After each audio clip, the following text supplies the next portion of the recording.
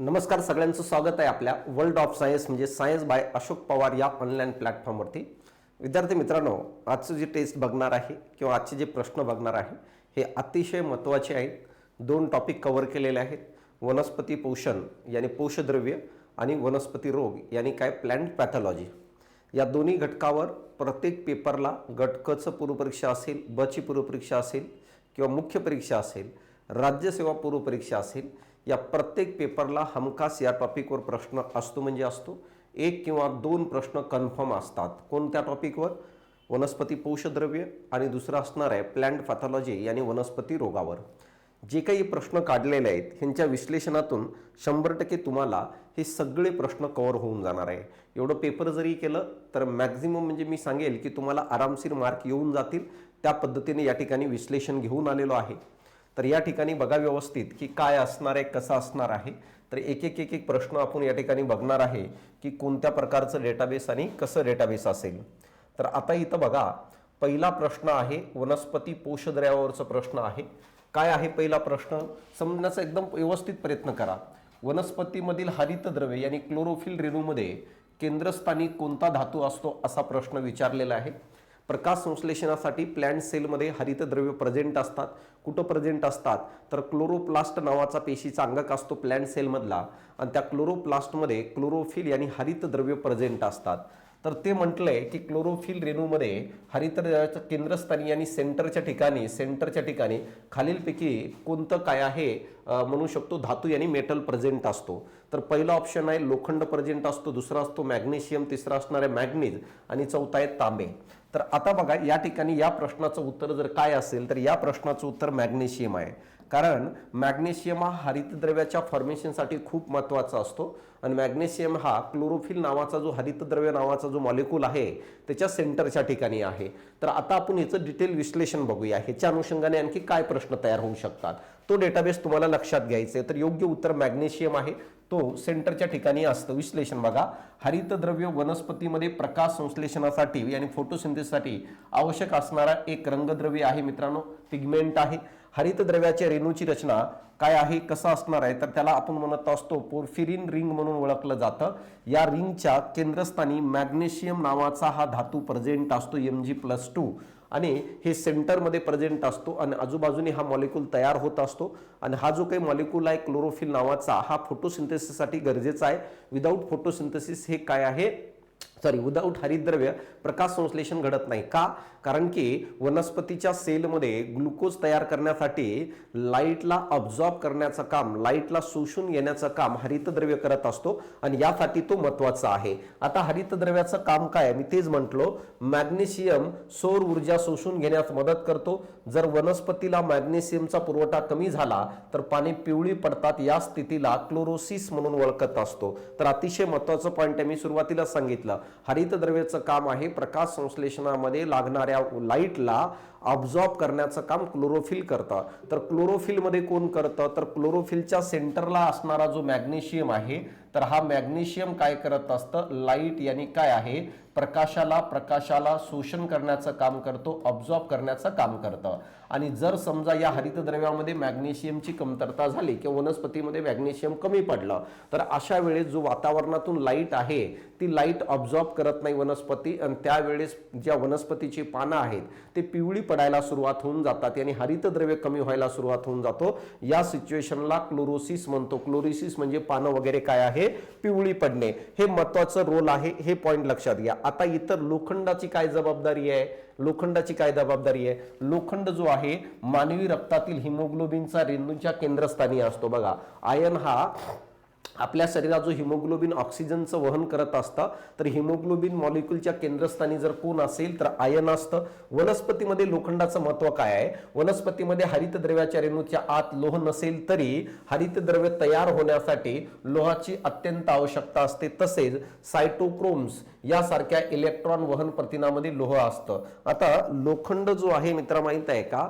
हे मॉलिक्यूल मध्ये नाही सापडत, हरितद्रव्याच्या मॉलिक्यूलला तोडलो त्याच्यात मॅग्नेशियम सापडतो आपल्या पण लोखंड सापडत नाही, परंतु हरितद्रव्य तयार होण्यासाठी मॅग्नेशियम खूप गरजेचं असतं. तर यासाठी ही पॉइंट लक्षात घ्या की क्लोरोफिलच्या निर्मितीसाठी जर कशाची गरज असेल तर लोखंडाची गरज असते, हे महत्वाचं आहे. परंतु लोखंड हा त्या मॉलिक्यूलमध्ये कुठेही सापडत नाही, त्याला तोडलो तर आपल्याला त्याच्यात मॅग्नेशियम सापडताना दिसतो. मित्रा, मॅग्नीजचा काय रोल आहे? मॅग्नीज हरितद्रव्याचा भाग नसतो, परंतु प्रकाश संश्लेषणाच्या प्रक्रियेत पाण्याचं प्रकाश विघटन फोटोलिसिस ऑफ वॉटर करण्यासाठी हा धातू अत्यंत महत्वाचा आहे. आता बघा, फोटोसिंथेसिस प्रोसेस कशी घडते तर सगळ्यात पहिलं घडत असते लाईटचं शोषण, यानी जो लाईट आहे त्याचं ऑब्सॉर्प्शन. लाईटचं ऑब्सॉर्प्शन कोण करत असतं? पाण्यामध्ये असणारा हरितद्रव्य करत असतो, क्लोरोफिल करतं. जेव्हा क्लोरोफिल लाईटला ऑब्झॉर्ब करतो त्याच लाईटचा वापर करून काय केलं जातं तर पाण्याच्या रेणूला तोडलं जातं, पाण्याच्या रेणूला तोडलं जातं आणि पाण्याच्या रेणूला तोडून इलेक्ट्रॉन, प्रोटॉन आणि ऑक्सिजनची रेणू तयार होत असतात. नंतर हा जो इलेक्ट्रॉन तयार झालाय याचंच वहन करून एटीपी आणि NADPH हे दोन रेणू तयार करत असतात, जो फोटोसिंथेसिस मध्ये सर्वात शेवटी तयार होणारे काय आहे? प्रोडक्ट आहे. जे आयोगाने ह्याच्या पहिले विचारलं पण होतं, फोटोसिंथेसिस मध्ये सर्वात शेवटी काय तयार होतं तर एटीपी आणि NADPH हे दोन रेणू काय आहे तयार होताना दिसतात. आता या ठिकाणी बघा, तर मॅग्नीज कुठं गरजेचं असतं? जेव्हा लाईट शोषून घेतं हरितद्रव्य आणि पाण्याच्या रेणूला तोडायचं असतं, त्याला फोटोलिसिस ऑफ वॉटर असतो, त्यावेळेस मात्र मॅग्नीजची गरज असतं. मॅग्नीज त्या ठिकाणी काम करत असतो. पाण्याच्या रेणूचे विभाजन करून त्यातून ऑक्सिजन मुक्त करण्यासाठी मॅग्नीज आवश्यक असतो फोटोसिंथेसिस मध्ये. तर अशा प्रकारे कट प्रत्येक पॉइंट लक्षात घ्या.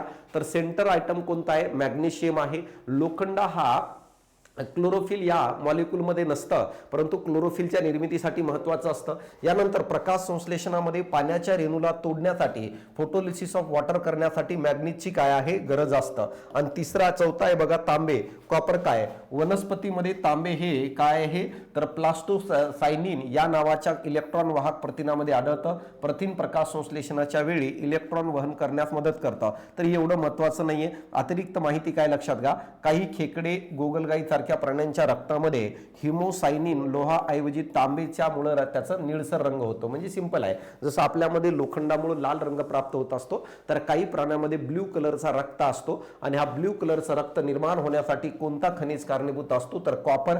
कोणामध्ये असतं? खेकडे किंवा गोगलगाय या प्राण्यांमध्ये ब्ल्यू कलरचा रक्त असतो आणि तो कोणामुळे असेल तर कॉपरमुळे प्राप्त होतो. ह्याच्या रिलेटेड पण प्रश्न येऊन गेलेला आहे. हे प्रत्येक पॉइंट लक्षात ठेवायचं आहे. आता तुम्हाला थोडक्यात काय करायचं माहित आहे का? काही लक्षात ठेवायचं आहे. हरितद्रव्यामध्ये सेंट्रल आयटम कोण असणार आहे? मॅग्नेशियम नावाचा काय आहे? खनिज असणारे, धातू असणारे. हिमोग्लोबिन मध्ये कोण असेल? लोखंड असतो, ज्या कारणामुळे लाल रंग प्राप्त होतं.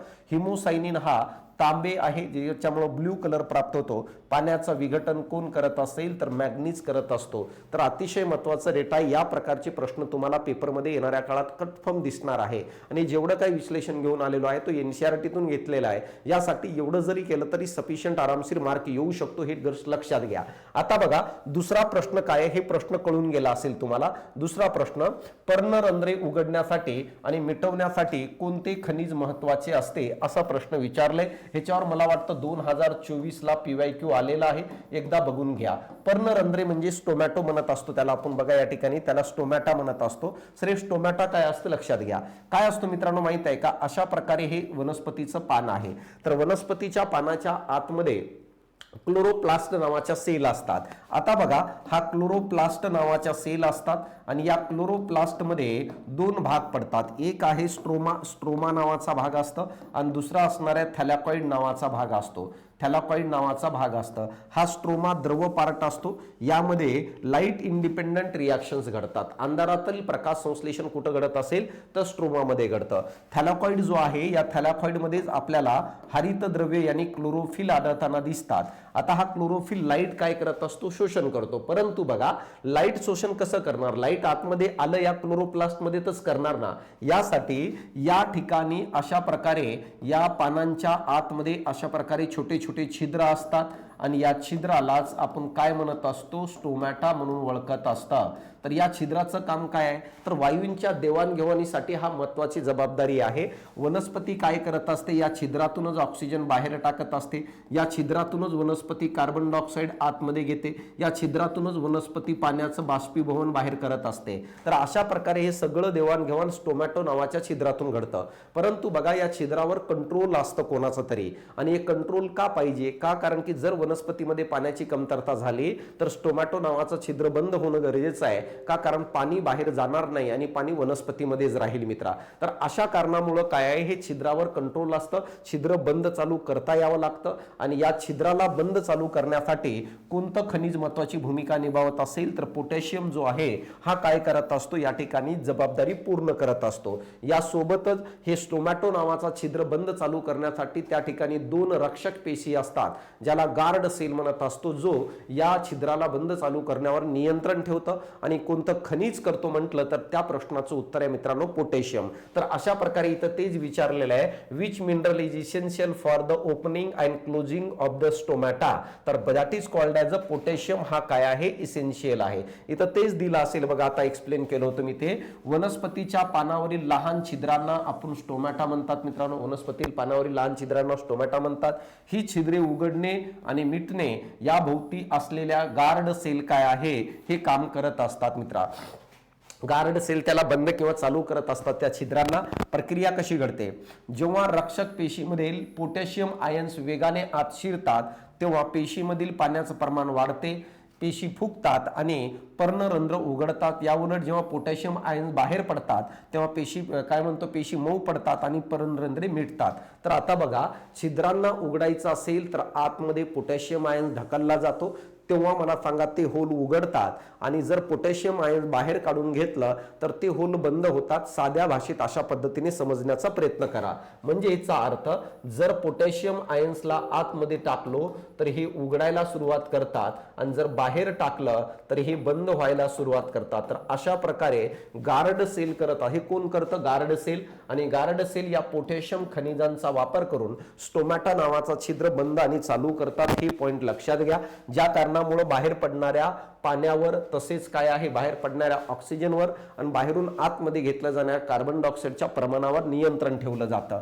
ही प्रक्रिया बाष्पोत्सर्जन, बघा ते सांगितलं ना, जी काही ही प्रक्रिया आहे वरती सांगितलेली, जे काय आहे ही प्रक्रिया बाष्पोत्सर्जन यानी ट्रान्सपिरेशन आणि वायूमधील देवाणघेवाण, एक्सचेंज ऑफ गॅसेस नियंत्रित करण्यासाठी अत्यंत आवश्यक आहे वनस्पतीमध्ये. आणि या प्रक्रियेद्वारेच वायूंची देवाणघेवाण आणि काय आहे, ट्रान्सपिरेशन म्हणजेच काय आहे, बाष्पीभवन किंवा बाष्पोत्सर्जन ह्याच्यावर नियंत्रण केलं जातं. तर अशा प्रकारे हे महत्व आहे. आणि हा दुसरा प्रश्न आहे. आता इतर पर्यायाचं विश्लेषण काय आहे, नायट्रोजनचं महत्वाचं रोल काय, वनस्पतीमध्ये नायट्रोजनचं रोल काय आहे, हे तर लागतं मित्रांनो. खताच्या स्वरूपात आपण देतो NPK, तुम्ही बघितलं असेल युरियामध्ये नायट्रोजन, फॉस्फरस, पोटॅशियम, हे तिघ जे काही आहे त्याला आपण मॅक्रो न्यूट्रिएंट म्हणत असतो. आणि हे वनस्पतीसाठी खूप महत्वाचे असतात. वाढ आणि विकासासाठी वनस्पतीला हिरवे ठेवण्याचं काम करतात. नायट्रोजन हा वनस्पतीच्या वाढीसाठी सर्वात महत्वाचा घटक आहे. प्रथिनांच्या, न्यूक्लिक ऍसिडच्या आणि हरितद्रव्याचा मुख्य घटक आहे. क्लोरोफिलचा पण हा मुख्य घटक आहे. म्हणजे याचा अर्थ, नायट्रोजन पासूनच प्रोटीनची निर्मिती होते वनस्पतीमध्ये. नायट्रोजन पासूनच काय आहे, DNA, RNA तयार होत असतात. तसेच क्लोरोफिलचा हा महत्वाचा घटक आहे नायट्रोजन. तर त्याच्या फॉर्मेशन मध्ये नायट्रोजनची गरज असते. आता नायट्रोजनचा अभाव झाला तर काय होणार आहे, तर मित्रांनो, नायट्रोजन वाढ आणि विकासासाठी महत्वाची भूमिका निभावतं. आणि नायट्रोजनचा जर अभाव झाला तर वाढ आणि विकास थांबतं, यानी वनस्पतीचा विकास होत नाही. म्हणजे वनस्पतीची वाढ खुंटते, पाने पिवळी पडायला सुरुवात होतात. का, कारण नायट्रोजनच्या डिफिशियन्सीमुळे हरितद्रव्याची डिफिशियन्सी व्हायला लागतं. आणि मित्रांनो, माहित आहे का, पिवळी पडायला लागतात. याचे पर्णरंध्र उघडणाऱ्या मिटण्याच्या प्रक्रियेत थेट संबंध कोणताही नाहीये. म्हणजे स्टोमॅटाच्या बंद आणि चालू करण्याशी याचा काही संबंध नाहीये. याचा संबंध हरितद्रव्याशी रिलेटेड आहे, DNA, RNAच्या याच्या फॉर्मेशनच्या. यानंतर NPK, P पण तेच काम करत असतं. फॉस्फरस हा ऊर्जेच्या वहनासाठी महत्वाचा घटक असतो, ऊर्जेचं वहन करत असतं. ATP आणि पेशीच्या आवरणाचा मुख्य भाग आहे. तर हे महत्वाचा पॉइंट आहे. फॉस्फरस कुठं आढळतो, ATP मध्ये. नावातच बघा, ॲडिनो ट्रायफॉस्फेट. तर ॲडिनो ट्रायफॉस्फेट म्हणजे फॉस्फरस हा ATPच्या मॉलिक्यूलच्या निर्मितीसाठी महत्वाची भूमिका निभावतं. मुळांच्या वाढीसाठी, फुलांच्या निर्मितीसाठी फॉस्फरस आवश्यक असतो, पण ते एवढं महत्वाचं पॉइंट नाही आहे. यानंतर फक्त ATP मध्ये त्याचा रोल आहे, हे महत्वाचं पॉइंट आहे. कॅल्शियम, चौथा ऑप्शन आहे. कॅल्शियम हा पेशी भित्तिकेच्या मजबूतीसाठी आवश्यक असतो. यानी सेल वॉल जी वनस्पतीमध्ये प्रेझेंट असते वनस्पती सेलच्या, त्या सेल वॉलच्या फॉर्मेशनसाठी कॅल्शियम अतिशय महत्त्वाची भूमिका निभावत आहे. कार्य बघा, पेशी विभाजनाच्या प्रक्रियेत महत्त्वाचा भाग असतो. पेशीमधील काय आहे, सिग्नलिंग मॉलिक्यूलचं काम करत असतं, संदेश वहनाचं. आता बघा, पर्णरंध्राशी याचा काय संबंध आहे का? पर्णरंध्र हा बंद होण्यासाठी संदेश देण्यास मदत करतो, परंतु पोटॅशियम हे मुख्य खनिज आहे जो प्रत्यक्ष हालचाल करण्याचं काम करतं आणि पर्णरंध्र स्टोमॅटो बंद किंवा चालू करण्याचं काम करतं. म्हणून पोटॅशियम उत्तर आहे, या ठिकाणी हे नाही आहे. तर हे डेटाबेस खूप महत्त्वाचं आहे मित्रा. आणि 2024 ला हे प्रश्न विचारले की कोणतं खनिज हा स्टोमॅटोच्या बंद चालू मध्ये महत्त्वाची भूमिका निभावत असतो. काही महत्त्वाचे की पॉइंट्स आहेत कोणकोणते? तर सगळ्यात पहिलं स्टोमॅटल मुवमेंट, पर्णरंध्राची हालचाल, जो छिद्र आहे त्याची हालचाल प्रामुख्याने कोणामुळे होत असेल तर पोटॅशियममुळे होतं. यानंतर बघा, मॅक्रोन्यूट्रिएंट जास्त प्रमाणात लागणारे एनपीके हे मॅक्रोन्यूट्रिएंट आहेत. एनपीके मॅक्रोन्यूट्रिएंट आहे, सीएचओ मॅक्रोन्यूट्रिएंट आहे, आणखी बाकीचे पण आहेत. यानंतर guard sale, guard sale stomata नावाच्या छिद्राच्या उघडझाप करणारे गार्ड सेल असतात आणि या गार्ड सेल कोणत्या खनिजाचा वापर करून उघडझाप करत असतील तर पोटॅशियमचा वापर करतात. एबीए ॲब्सिसिक ऍसिड जो आहे एक संप्रेरक आहे आणि हा हार्मोन्स वनस्पतीचं वाढ थांबवण्याचं काम करतं. दुष्काळजन्य परिस्थितीमध्ये वनस्पतीला टिकून ठेवता यावं यासाठी वनस्पतीची पानं गाळण्याचे काम, वनस्पतीची उंची कमी करण्याचं काम जर कोण करत असेल तर ॲब्सिसिक ऍसिड नावाचा संप्रेरक करत असतो. पाणी टंचाईच्या वेळी पर्णरंध्र बंद करण्याचं काम करतो वनस्पतीवरचे. का? कारण वनस्पतीत पाण्याची कमतरता असते दुष्काळाच्या परिस्थितीमध्ये आणि वनस्पतीमधला सगळं पाणी बाहेर फेकला गेला तर 15 दिवस जगणाऱ्या वनस्पती 4 दिवसातच मरतील ना रे.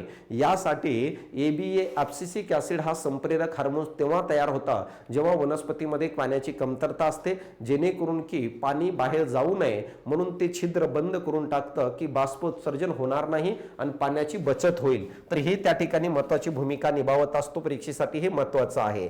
तिसरा प्रश्न काय आहे बघ राजा, खालीलपैकी कोणता मूलद्रव्य सूक्ष्म पोषद्रव्य म्हणून ओळखले जातात? आता बघा, एकूण 17 अन्नद्रव्य आहेत असं म्हटलं गेले एनसीईआरटी मध्ये. 17 अन्नद्रव्य जे काय करत असतात तर हे महत्त्वाची भूमिका निभावत असतात वनस्पतीच्या वाढ आणि विकासासाठी. आता त्याच्यामध्ये जर बघितलं तर मित्रांनो माहित आहे का, याचे 2 गट पडत असतात. एक असणार आहे मॅक्रो आणि दुसरं जर बघितलं तर त्याला आपण म्हणतो मायक्रो. सर मॅक्रो आणि मायक्रो मध्ये काय फरक आहे? मॅक्रो म्हणजे जास्त प्रमाणात लागणारे, मायक्रो म्हणजे कमी प्रमाणात लागणारे. मॅक्रो मध्ये जास्त प्रमाणात लागणारा पहिला आहे सीएचओ, हे गट आहे कार्बन, हायड्रोजन आणि ऑक्सिजन. दुसरा आहे मित्रांनो एनपीके. एनपीके हे काय आहे? दुसरा गट आहे नायट्रोजन, फॉस्फरस आणि पोटॅशियम. आणि यानंतर मला सांगा तिसरं जर बघितलं तर कोणतं गट आहे? कॅल्शियम, मॅग्नेशियम आणि सल्फर आहे. तर एकूण 9 जो आहे हे मॅक्रो म्हणून ओळखले जातात. तर इथं लक्षात घ्या, तुम्हाला मॅक्रोज पाठ करायचं आहे. मॅक्रो जास्त प्रमाणात लागणारे ते कोणकोणते? तर सगळ्यात आहे सीएचओ, कार्बन, हायड्रोजन, ऑक्सिजन. दुसरी जोडी आहे एनपीकेची आणि तिसरी जोडी आहे सीएएमजीएस. तर अशा प्रकारे सीएएमजीएस हे 9 पाठ करायचे. उरलेले सगळे मायक्रो आहेत. उरलेले काय असतील? कोणतेही का असणं, आपल्याला त्याच्याशी घेणं देणं नाहीये. तुम्ही फक्त मॅक्रो लक्षात घ्या. मॅक्रो आहे सीएचओ, जे वनस्पतीचे मुख्य एलिमेंट्स आहेत. वनस्पतीचं शरीरच त्यांच्यापासून तयार झालंय. 95 ते 99% वनस्पतीमध्ये हे तिघच आढळतात, कार्बन, हायड्रोजन आणि ऑक्सिजन. दुसरा आहे एनपीके, तिसरा आहे सीएएमजी आणि एस आहे. तर हे 9 जे आहेत हे काय मॅक्रो आहेत. उरलेले सगळे मायक्रो आहेत. उरलेले सगळे पाठ करायची गरज नाही, ते जेवढे देतील ते सगळे मायक्रो लिहून टाकायचं. तर या ठिकाणी म्हटलंय खालीलपैकी which of the following element is classified as a macro nutrient. आता मायक्रो विचारलंय तर आपल्याला मॅक्रो नकोय. तर आता इथं बघा, नायट्रोजन जो आहे हे मॅक्रो आहे. बघा नायट्रोजन मॅक्रो आहे. यानंतर जर बघितलं तर मित्रांनो फॉस्फरस जो बघितलं तर या ठिकाणी बघा हे पण काय आहे? मॅक्रो आहे. हे पॉइंट लक्षात ठेवणं गरजेचं आहे. आता बघा यानंतर झिंक काय आहे? झिंक येतो का रे? नाही. मॅग्नेशियम येतो का? येस, मॅग्नेशियम पण मॅक्रो आहे. आपल्याला विचारलंय मायक्रो, तर इथे एकच आहे मायक्रो, तो म्हणजे कोणतं? झिंक. कसं ओळखायचं कळालं ना तुम्हाला. मायक्रो माहित नव्हतं कोणकोणते, पण मॅक्रो माहित होते. तर जिथं जिथं मॅक्रो आहे ते कट झाले, एकच मायक्रो राहिलं तर तो मायक्रो न्यूट्रिएंट आहे, कमी प्रमाणात लागणारा खनिज आहे. तर या पद्धतीने लक्षात घ्या. अनेक वेळेस प्रश्न विचारले मॅक्रो कोणते आणि मायक्रो कोणते. पुन्हा एकदा सांगतोय, मॅक्रो लक्षात घ्या एकूण 9 आहेत. पहिला आहे CHO, दुसरा आहे NPK, तिसरा आहे कॅल्शियम, मॅग्नेशियम आणि सल्फर. हे पाठ करून घ्या. उरलेले सगळे वाऱ्यावर सोडून द्या, म्हणजे ते मायक्रो आहेत हे कन्सिडर करा. तर अशा प्रकारे या ठिकाणी प्रश्न दिलेला आहे. तर इथं बघा मॅक्रो न्यूट्रिएंट जास्त प्रमाणात लागणारा CHO, NPK, CAMGS आहे. उरलेले सगळेचे सगळे काय असतील मायक्रो असणार आहेत. ते पाठ करायची गरज नाहीये. एकतर मॅक्रो विचारणार आहे, मायक्रो विचारलं तरी आपण ह्याच्यावरून ओळखू शकतो, काढू शकतो. हे लक्षात घ्या. तर अशा प्रकारे हे 3 प्रश्न झाले आणि क्लॅरिटीने तुम्हाला समजलं असेल काय आणि कशा प्रकारे असणार आहे. ही PDF शेअर करणार आहे. टेस्ट सिरीज मध्ये याच पद्धतीचे प्रश्न आहेत. आवर्जून तुम्ही टेस्ट सिरीज घ्या मित्रांनो. तर टेस्ट सिरीज बघा काय नावाने आहे, तर टार्गेट 15 नावाच्या नावाने काय टेस्ट सिरीज मी तुम्हाला उपलब्ध करून दिलेल्या ऍप्लिकेशनवर. तर आवर्जून तुमच्या मित्रपरिवाराला सांगा, जर कंबाईनची तयारी करत असाल तर एकदम डिटेल विश्लेषण घेतोय आणि प्रश्नांची पातळी पण तसंच आहे. यासोबतच जर सायन्स विषय तुमचा कच्चा असेल, कमी वेळेत करायचं असेल तर एक फास्ट ट्रॅक बॅच रन केलेली आहे. फास्ट ट्रॅक बॅच मध्ये संपूर्ण सिलेबस घेऊन राहिलोय. असं नाहीये की वरती वरती घेऊन सोडून देतोय. जुन्या विद्यार्थी जे फास्ट ट्रॅक बॅच ज्या विद्यार्थ्यांनी घेतलेलं आहे, तर आवर्जून तुम्ही त्या विद्यार्थ्यांना काय करू शकता, विचारू शकता. तर बघा फास्ट ट्रॅक बॅच आहे, फास्ट ट्रॅक बॅच आहे आणि फास्ट ट्रॅक बॅचची किंमत जी आहे ती 799 रुपये आहे आणि आता ऑफर चालू आहे. 2 मे हा कुपन कोड वापरा आणि तुम्ही बॅच घेऊ शकता. सर्व बॅचेसवर 60% डिस्काउंट आहे. आतापर्यंतची सर्वात ऑफर आहे. वाढदिवस होतं काल परवा माझं आणि या कारणामुळे ही ऑफर दिलेली आहे. तर आवर्जून 2 मे हा कुपन कोड वापरून पाहिजे ते सर्व काय बॅचेस घेऊ शकता आणि छोट्या छोट्या बॅचेस जे टेस्ट सिरीज वगैरे हे घेऊन टाका. स्टेट बोर्डची बॅच घेऊन टाका. 770 रुपयामध्ये स्टेट बोर्डची बॅच येऊन जाते. फास्ट ट्रॅक बॅच घेऊन टाका. 799 वर 60% म्हणल्यावर किती, मला वाटतं 350 रुपयाला काहीतरी बॅच पडणार आहे तुम्हाला. पण विषय परफेक्ट बनून जाईल हे मी तुम्हाला कन्फर्म सांगतो. आपल्या मित्र परिवाराला पण आवर्जून हे सांगा. सर हे कधीपर्यंत ऑफर आहे, हे 6 मे पर्यंत ऑफर आहे. तर 6 मे पर्यंत तुम्ही कधीही घेऊ शकता. एकदा ऍप्लिकेशन डाउनलोड करून घ्या. Science by Ashok Pawar, science by Ashok Pawar हे ऍप्लिकेशन डाउनलोड करून बॅचेस कोणकोणत्या घेता येईल एवढ्या डिस्काउंट मध्ये बघून घ्या. कारण यानंतर एवढं डिस्काउंट कधीही येणार नाहीये. वाढदिवस होतं म्हणून यानंतर हे दिलेलं आहे. 1 वर्षानंतर एवढं डिस्काउंट येईल पुढच्या वाढदिवसाला. आणि काही अडचण असेल 87 66 99 24 59 या नंबरला काय करा, तुम्ही व्हॉट्सअपला मेसेज करू शकता. तर चला वेळ न घालता आपण पुढच्या प्रश्नाकडे जाऊया की पुढचा प्रश्न काय म्हणतो आणि कशा प्रकारे असणार आहे. तर 4था प्रश्न बघा, वातावरणातील नायट्रोजनचं स्थिरीकरण करणाऱ्या नायट्रोजिनस एन्झाईम मध्ये कोणते घटक असतात. बघा आता सर हे नायट्रोजन स्थिरीकरण म्हणजे काय, नायट्रोजन फिक्सेशन इंग्लिश मधून जर बघितलं तर तुम्हाला कळून जाईल या ठिकाणी. Which element are present in the nitrogenase enzyme involve in the nitrogen fixation. हे नायट्रोजिनस एन्झाईम आहे आणि हा नायट्रोजिनस एन्झाईम काय करतं, नायट्रोजन फिक्सेशन मध्ये महत्वाची भूमिका निभावतं. नायट्रोजन फिक्सेशन म्हणजे काय, वातावरणातील नायट्रोजनला अन्य घटकामध्ये मिक्स करून एक कंपाऊंड तयार करणे, एक संयुग तयार करणे, यालाच आपण नायट्रोजन फिक्सेशन म्हणतो. आणि यामध्ये महत्वाची भूमिका नायट्रोजिनस एन्झाईम करत असतं. तर या नायट्रोजिनस एन्झाईम मध्ये कोणतं खनिज असतो हे या ठिकाणी विचारलेलं आहे मित्रांनो. कोणतं मूलद्रव्य असतो या ठिकाणी आपल्याला विचारलेलं आहे. तर आता बघा कोणतं मूलद्रव्य असतं ते मी या ठिकाणी सांगतो. तर लोह आणि तांबे असणार आहे, मॉलिब्डेनम आणि लोह असणार आहे, मॅग्नीज आणि क्लोरीन असणार आहे. आणि मित्रांनो माहित आहे का या ठिकाणी जर बघितलं मॅग्नेशियम आणि झिंक, तर या प्रश्नाचं उत्तर मॉलिब्डेनम आणि लोखंड या 2 खनिजापासून नायट्रोजनस एन्झाईम असतं, ज्याच्यापासून नायट्रोजनचं फिक्सेशन होतं, नायट्रोजनचं संयुग तयार होतं, ज्याला नायट्रेट म्हणून ओळखत असतो. त्यानंतर ते नायट्रेट वनस्पती ग्रहण करत असते. डायरेक्ट वातावरणातून वनस्पती नायट्रोजनला ग्रहण करत नाही, म्हणून त्याचं फिक्सेशन पहिलं करणं गरजेचं आहे. आणि फिक्सेशनामध्ये नायट्रोजनस एन्झाईम महत्वाची भूमिका निभावतं. आणि या इकरामध्ये कोणते मिनरल्स, कोणते एलिमेंट्स असतात, तर मॉलिब्डेनम आणि लोखंड हे दोघेही प्रेझेंट असतात. मग आता बघा या ठिकाणी आपण समजून घेऊया की बाबा नायट्रोजनस फिक्सेशन मध्ये नायट्रोजनेज नावाचा जो काही एन्झाईम्स आहे त्या एन्झाईम मध्ये हे काय काम करतं तर इथं बघा. आता पहिलं तर बघा नायट्रोजनेज काय आहे. तर नायट्रोजनेज हे एक प्रकारचं महत्वाचं एन्झाईम आहे जे केवळ काही प्रोकॅरियोटिक सजीवांमध्ये आढळते. वातावरणातील नायट्रोजन वायूंचं अमोनियामध्ये रूपांतर करते. या प्रक्रियेला जैविक नायट्रोजन स्थिरीकरण बायोलॉजिकल नायट्रोजन फिक्सेशन म्हणतात. तर आता बघा नायट्रोजनेज नावाचा एन्झाईम हा फक्त जीवाणूमध्ये प्रेझेंट असतो मित्रांनो.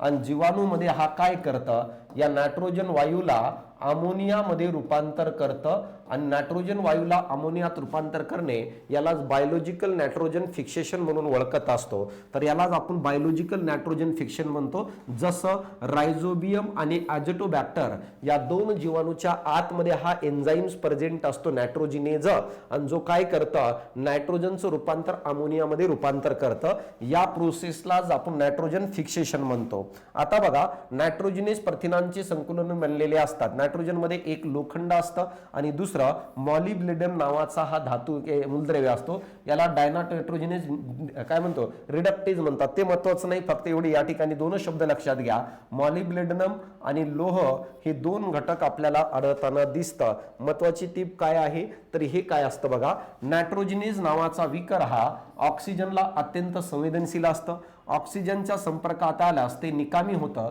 म्हणून शेंगावर्गीय वनस्पती मुळावरील गाठीमध्ये लेग हिमोग्लोबिन असते जे ऑक्सिजन शोषून घेऊन एन्झाईमचं रक्षण करत असतं मित्रा. तर अशा प्रकारे हे काय असतं माहित आहे, सगळ्यात महत्वाची गोष्ट हे का दिलेलं आहे तर का दिलंय कारण की हा जो काही नायट्रोजन नावाचा विकर आहे हेला ऑक्सिजन दिसलं किंवा ऑक्सिजनच्या संपर्कात आलं की नष्ट होऊन जातो. मग ह्याचं संरक्षण करायचं असेल तर ऑक्सिजनला शोषून घ्यावं लागेल. आणि याच कारणामुळे जे काही शेंगाधारी वनस्पती असतात त्या मुळांच्या गाठीवर रायझोबियम नावाचा हा काय असतो रे बॅक्टेरिया बसलेला असतो शेंगाधारी वनस्पतींच्या मुळांच्या गाठीवर. आणि रायझोबियम नावाचा बॅक्टेरिया काय करत असतो माहित आहे का तर त्याच्यामध्ये असणारा लेग हिमोग्लोबिन जो आहे हा लेग हिमोग्लोबिन काय करतं ऑक्सिजनला ऑब्झॉर्ब करून टाकतं. आणि ऑक्सिजनला ऑब्झॉर्ब केलं की या नायट्रोजनेज नावाचा विकर लॉस होणार नाही आणि निवांत नायट्रोजनचं फिक्सेशन होणार आहे. तर अशा प्रकारची प्रक्रिया या ठिकाणी घडताना दिसते. तर हा डिटेल डेटाबेस आहे की या नायट्रोजनेज विकरामध्ये हे दोघं प्रेझेंट असतात. थोडक्यात लक्षात घ्या राजा, नायट्रोजनेज नावाचा विकर जो आहे ह्याच्यामध्ये मॉलिब्डेनम आणि लोखंड हे दोन खनिज असतात. पाण्याचं विघटन करणारा खनिज कोणतं थोड्या वेळा खाली सांगितलं, मॅग्नीज आणि क्लोरीन हे पाण्याच्या रेणूला तोडतात प्रकाश संश्लेषणामध्ये, ज्याच्यापासून इलेक्ट्रॉन प्रोटॉन आणि ऑक्सिजन बाहेर पडत असतो मित्रा. यानंतर बघितलं हरितद्रव्यामध्ये कोण असतं सेंट्रल आयटम असतो मॅग्नेशियम, व्हेरी IMP. हे जे काही मी समरी देत असतो किंवा क्विक रिव्हिजन देत असतो तो खूप महत्वाचा आहे. ऑक्सिजनच्या निर्मितीसाठी कोण काम करतं झिंक. सर ऑक्सिजन काय आहे हा प्लॅंट हार्मोन्स आहे मित्रा, हा प्लॅंट हार्मोन्स आहे. आणि हा प्लॅंट हार्मोन्स काय काम करतं वनस्पतीची उंची वाढवण्याचं काम जो संप्रेरक करत असतो वनस्पतीमध्ये, ज्याला ॲपिकल डॉमिनन्स म्हणतो, ज्याचं काम आहे शेंड्यांची वाढ करणे, ज्याचं काम आहे वनस्पतीला हिरवीगार ठेवणे, ज्याचं काम आहे खोडांची आणि मुळांची लांबी वाढवणे. तर तो म्हणजे कोण असणार आहे ऑक्सिन नावाचा हार्मोन्स. आणि या ऑक्सिनच्या निर्मितीमध्ये कोणतं खनिज भाग घेतो असा जर प्रश्न विचारलं तर राजा तुला झिंकला गोल करायचंय. तर हे सगळं पॉइंट अतिशय महत्वाचं आहे. पेपरमध्ये 100% तुम्हाला याच्यापैकी एखादी स्टेटमेंट दिसणार आहे, कारण NCERTचा एक शब्द पण सोडलेला नाहीये, सगळं डिटेलमध्ये घेतलंय. आता बघा वनस्पतींना कार्बन हायड्रोजन ऑक्सिजन मुख्यतः कुठून मिळत असतं मित्रांनो माहित आहे का, वनस्पती जी आहेत या वनस्पतींना काही घटकांची आवश्यकता असते मित्रा. बघा वनस्पतींना वेगवेगळे खनिजांची गरज असते. हे खनिज वनस्पती कशा रूपात घेते. काही खनिज हे डायरेक्ट वातावरणातून भेटत असतात, काही खनिज हे पाण्यातून भेटत असतात, तर काही खनिज आणि काही मूलद्रव्ये हे जमिनीतून भेटताना आपल्याला दिसतात. तर इथं म्हटलंय की जे वनस्पतीचं शरीर ज्याच्यापासून बनलेलं असतं ज्याला कार्बन हायड्रोजन आणि ऑक्सिजन म्हणतो, हे तीन मुख्यत्वे असणारे जे मूलद्रव्ये आहेत हे वनस्पतीला कुठून भेटतात, खतातून भेटतात, जमिनीतून भेटतात, हवा आणि पाण्यातून भेटतं की केवळ मित्रांनो पावसाच्या पाण्यातून भेटतं. तर या प्रश्नाचं उत्तर आहे हवा आणि पाण्यातून भेटतं. बघा कसं काय पाण्यातून भेटतं, हवेमध्ये कार्बन डायऑक्साईड असतं, या कार्बन डायऑक्साईड मधून आपल्याला काय रे कार्बन भेटताना दिसतं, यानंतर हायड्रोजन असतं, हायड्रोजन मधून पाणी असतं, पाण्यातून आपल्याला हायड्रोजन भेटतं, ऑक्सिजन भेटतं, इथं पण ऑक्सिजन भेटतं. तर अशा प्रकारे बघा कार्बन डायऑक्साईड म्हणजेच काय हवेतून भेटतं, पाण्यातून पण आपल्याला हायड्रोजन ऑक्सिजन भेटतं. तर अशा प्रकारे कार्बन हायड्रोजन आणि ऑक्सिजन हे तिघचे तिघ कुठून भेटणाऱ्या हवा, काही जे असतात खतातून भेटतं, जसं NPK बघितलं असेल, NPK बघितलं असेल, हे खतातून आपल्याला भेटताना दिसतं. तर हे लक्षात घ्या आता, तर हवा आणि पाण्यातून भेटतात. एकूण मी काय म्हटलो, वनस्पतीच्या वाढीसाठी असणारे 17 मूलद्रव्ये आहेत, त्याच्यामध्ये मॅक्रो 9 आहेत आणि उरलेले मायक्रो आहेत.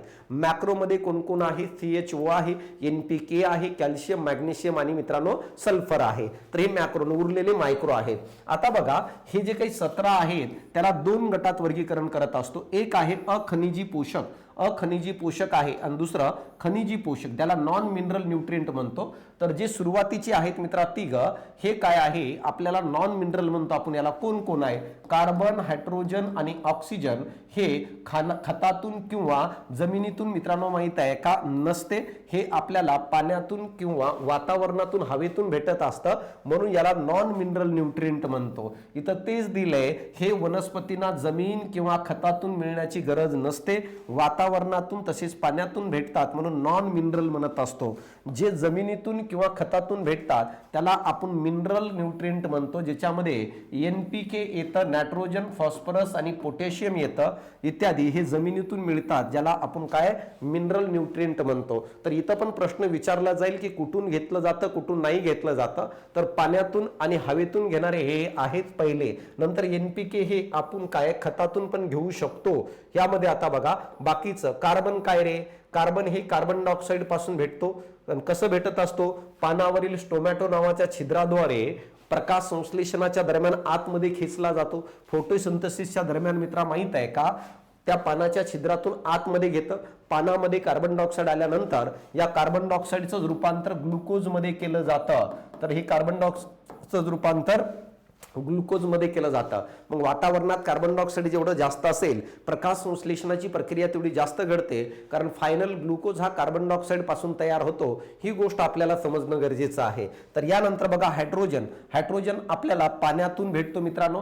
पाण्यातून प्रकाश संश्लेषण प्रक्रियेमध्ये लाईट रिॲक्शन मध्ये दरम्यान पाण्याचे रेणू फुटतात आणि हायड्रोजन बाहेर मुक्त होतं. मी म्हटलो ना, फोटोसिंथेसिस मध्ये लाईटला हरितद्रव्य अब्झॉर्ब करतो, त्याच लाईटचा वापर करून पाण्याचं रेणू तोडलं जातं, त्याच्यात ऑक्सिजन बाहेर पडतं, इलेक्ट्रॉन बाहेर पडतं आणि हायड्रोजन पण बाहेर पडताना दिसतं. ऑक्सिजन, वनस्पतीला ऑक्सिजन कार्बन डायऑक्साईड मधून भेटतं, वनस्पतीला ऑक्सिजन पाण्यातून भेटत असतो. तसेच श्वसनाच्या दरम्यान मला सांगा, हवेतील प्रत्यक्ष ऑक्सिजनचाही वापर वनस्पती करत असतात रेस्पिरेशन करत असताना.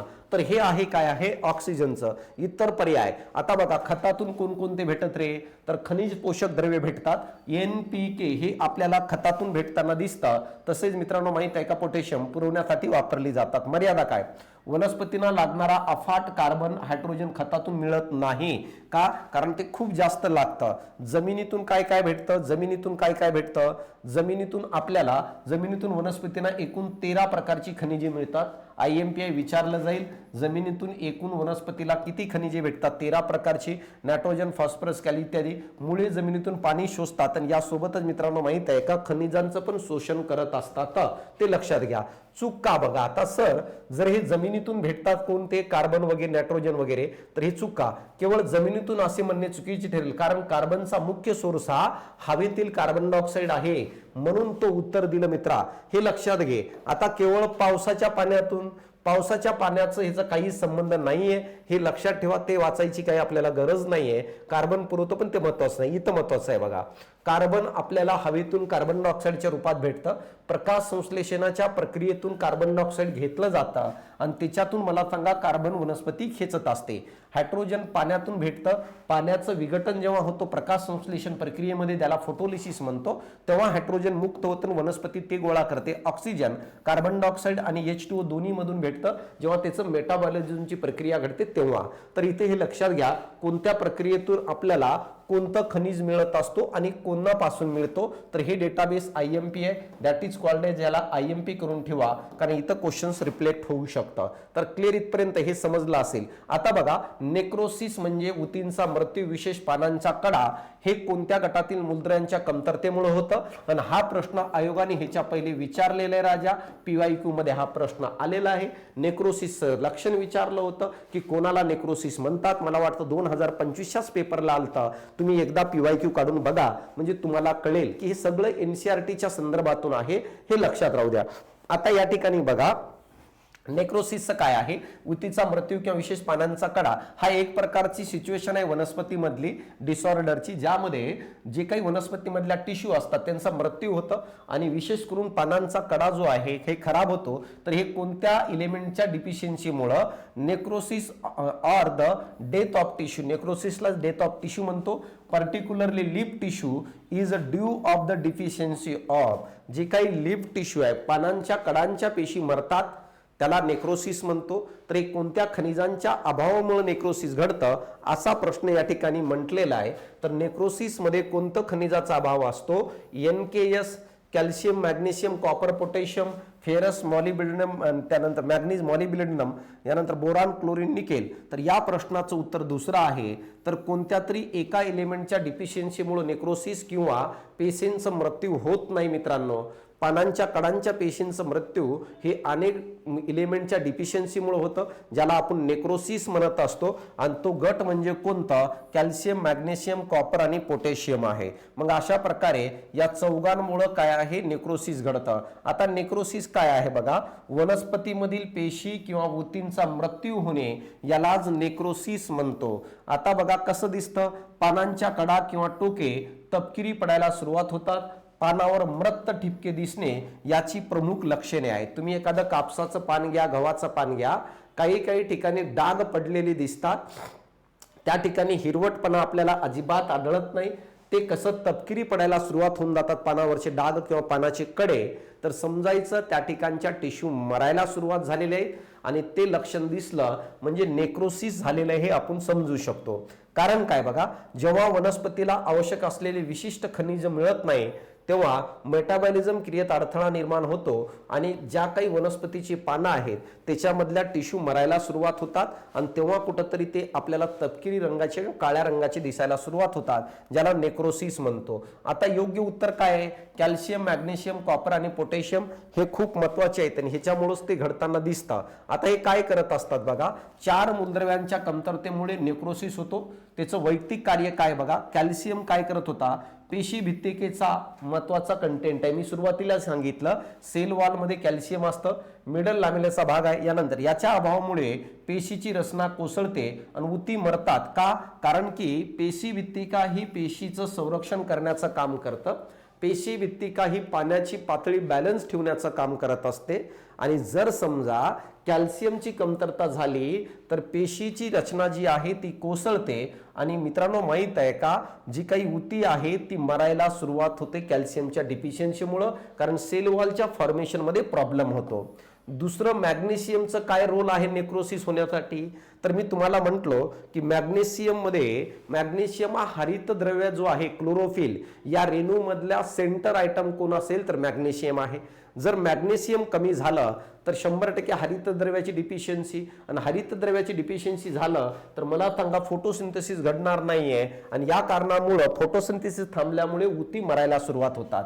हरितद्रव्याचा घटक आहे, याच्या तीव्र अभावामुळे प्रकाश संश्लेषण थांबून जातं आणि ऊती आणि टिश्यू हळूहळू मरायला सुरुवात होतात. म्हणून मॅग्नेशियमची डिफिशियन्सी पण हा नेक्रोसिससाठी कारणीभूत असतं, हे पॉइंट लक्षात घ्या. पुढचं पॉइंट काय बघा, तांबे. मी काय म्हटलो, कॉपर जो आहे हा सरळ भाग घेत नाही पण काय करतं, अनेक विकारांचा काय आहे महत्वाचा कार्यरत भाग आहे. तांब्याच्या अभावामुळे लेग लेगिफिकेशन प्रक्रियेवर परिणाम होतो. कोवळ्या पानांच्या कडा मरण्यासाठी तांबे कारणीभूत असतो, हे लक्षात घ्या. आणि पोटॅशियम पेशीमधील पाण्याचा दाब नियंत्रित करण्याचं काम पोटॅशियम करत होतं. किती पाणी बाहेर फेकायचं आणि किती आतमध्ये ठेवायचं हे करत असतं. आणि पोटॅशियमची कमी पडल्यास पानांच्या कडपला आपल्याला करपल्यासारख्या दिसतात. म्हणून चारीचे चारी घटक कारणीभूत आहे. कशासाठी? तर नेक्रोसिससाठी. आता इथं बघा IMP तक्ता दिलोय, लक्षात घे. पेपरमध्ये हे तक्ता जे येणार आहे तुम्हाला, तर कोणत्या सिच्युएशनला काय म्हणतात बघा. नेक्रोसिसचा अर्थ आहे ऊतींचा मृत्यू होणे. कोणत्या अभावामुळे? कॅल्शियम, मॅग्नेशियम, कॉपर आणि पोटॅशियम. क्लोरोसिस म्हणजे पाने पिवळी पडणे, ज्या ठिकाणी हरित द्रव्याची कमतरता होते राजा.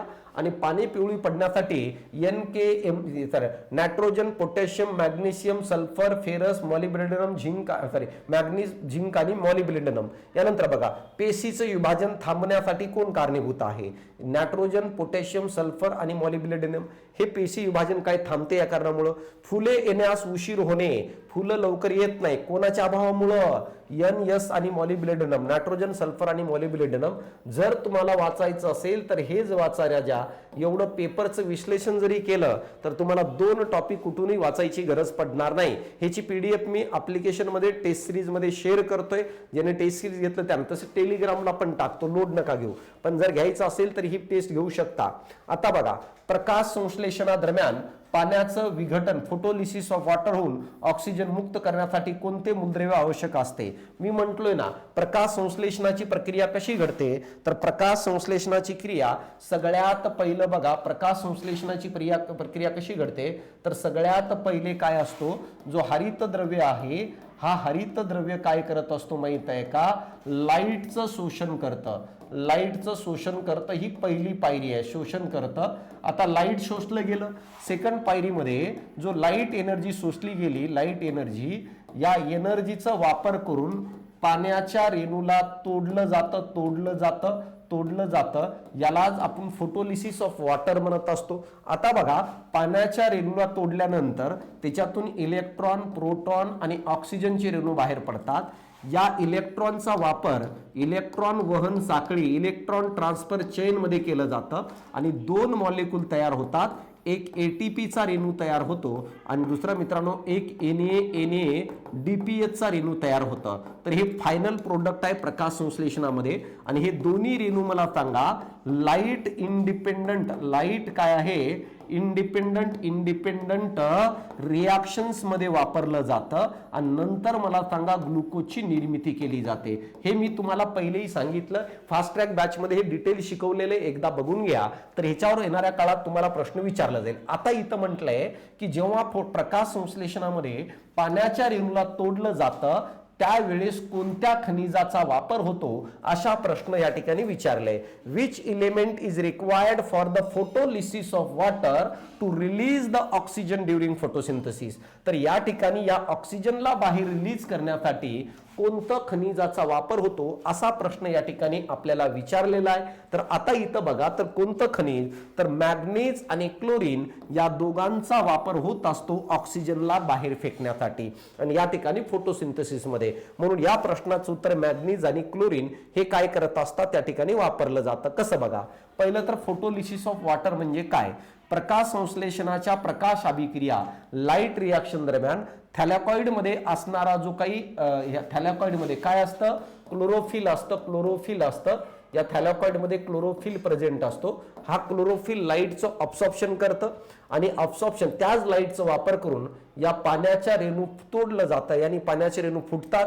या प्रक्रियेमुळे इलेक्ट्रॉन बाहेर पडतं, सांगितलं तुम्हाला, प्रोटॉन बाहेर पडतं, सांगितलं तुम्हाला, आणि ऑक्सिजन मुक्त होताना आपल्याला दिसतो. आणि हीच लाईट रिएक्शन्स आहे प्रकाश संश्लेषणाची. बघा मॅग्नीज हे ऑक्सिजन विल्युशन, क्लोरेलकाचा सर्वात मुख्य भाग आहे. हे पाण्याचे रेणूमधून इलेक्ट्रॉन काढून घेण्यासाठी वेगवेगळ्या ऑक्सिडीकरण अवस्थेतून जातं आणि त्यासाठी मला गरजेचा असतो. का? कारण की इलेक्ट्रॉन काढून घेतल्यानंतर ऑक्सिजन मुक्त होतं. क्लोरीन हे कोफॅक्टर म्हणून काम करतं.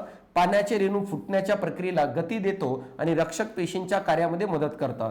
तर क्लोरीन काय करत असतो? वॉटर मॉलिक्यूल जेव्हा तुटतात तर त्या प्रक्रियेला वेग देण्याचं काम हे क्लोरीन करत असतो, हे लक्षात घ्या. आणि गॉर्ड सेलचे जे काही कार्य आहे, जे रक्षक पेशीचं काम आहे, त्याला मदत करण्याचं काम पण क्लोरीन करतं, म्हणून ते आहे. कॅल्शियम, मॅग्नीज आणि क्लोरीन सोबत कॅल्शियम देखील या प्रक्रियेत आवश्यक असतो, परंतु मॅग्नीज हा सर्वात जास्त महत्त्वाचा घटक आहे. तर अशा प्रकारे मॅग्नीज, क्लोरीन आणि कॅल्शियम तिघही असू शकतात. आता इथं बघा कोणकोणत्या प्रक्रियेसाठी कोणकोणत्या मूलद्रव्याची गरज असते. फोटोलिसिस ऑफ वॉटर, पाण्याचं विघटन मध्ये मॅग्नीज, क्लोरीन आणि कॅल्शियम. IMP पॉइंट आहे राजा. तर हे सगळा डेटाबेस IMP आहे, काही कुठून वाचायची गरज नाही, NCERT मध्ये दिलंय आणि हेच प्रश्न तुम्हाला दिसणार. इलेक्ट्रॉन वहनासाठी कॉपरची गरज आहे, विचारलं जाईल मित्रा. प्रकाश संश्लेषणामध्ये, फोटोसिंथेसिसमध्ये इलेक्ट्रॉनच्या वहनासाठी कोणतं खनिज? कॉपर आहे.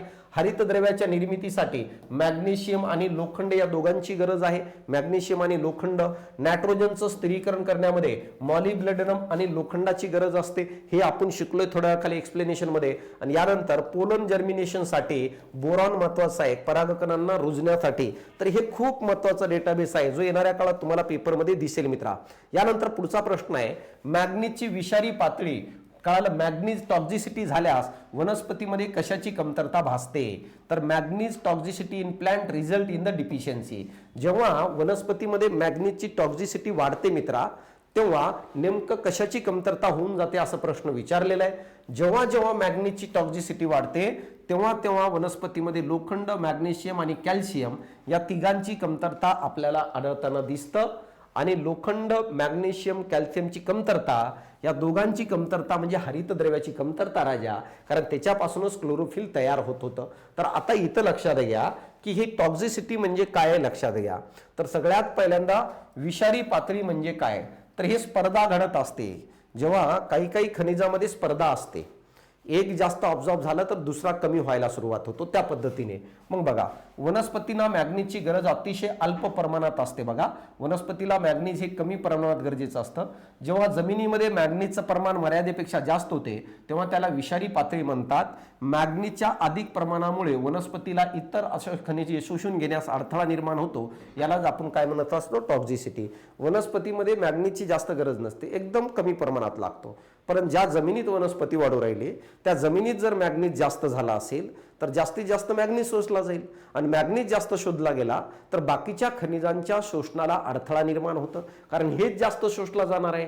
तर याला टॉक्झिसिटी म्हणत असतो. जेव्हा जमिनीमध्ये मॅग्नीजचं प्रमाण जास्त होतं त्याला टॉक्झिसिटी म्हणतं. बघा, मॅग्नीजची विषारी पातळी झाल्यास 3 मूलद्रव्यांची कमतरता भासते, कारण मॅग्नीज या तिन्हींच्या चयापचय क्रियेत ढवळाढवळ करतो. या तांत्रिक कारण खालील प्रमाणे आहेत. कोणकोणते आहेत बघा? लोखंड, लोखंडाचं अब्सॉर्प्शन कमी होतं. मॅग्नीज आणि लोखंड यांच्यात शोषणाची जागा एकच असते. मी तेच म्हटलो ना, मॅग्नीज आणि लोखंड ह्याची अब्सॉर्प्शनाची जागा एकच आहे.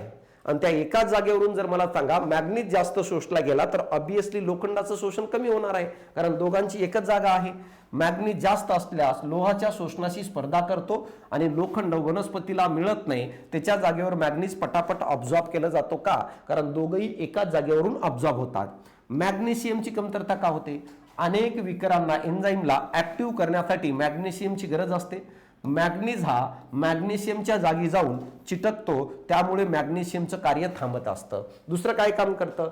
जर समजा मॅग्नीज जमिनीत जास्त झालं तर वनस्पतीत जास्त असणार आहे, आणि वनस्पतीत मॅग्नीज आला तर वनस्पतीत आलेला मॅग्नीज काय करतं? मॅग्नेशियमला जाऊन मिठी मारतं. मग मॅग्नेशियमच्या गळ्यात जर पडला तर मित्रा माहित आहे का, मॅग्नेशियम जो आपलं काम करत होता त्याला करता येईल का? नाही करता येणार. म्हणून मॅग्नेशियमचं काम थांबतं, कारण जसं वनस्पतीत मॅग्नीज आला तर मॅग्नेशियमला गळ्यात जाऊन पडतो, त्याच्यासोबत मिठी मारतो, त्याच्यासोबत त्याचं कार्य थांबवतो. कॅल्शियम काय?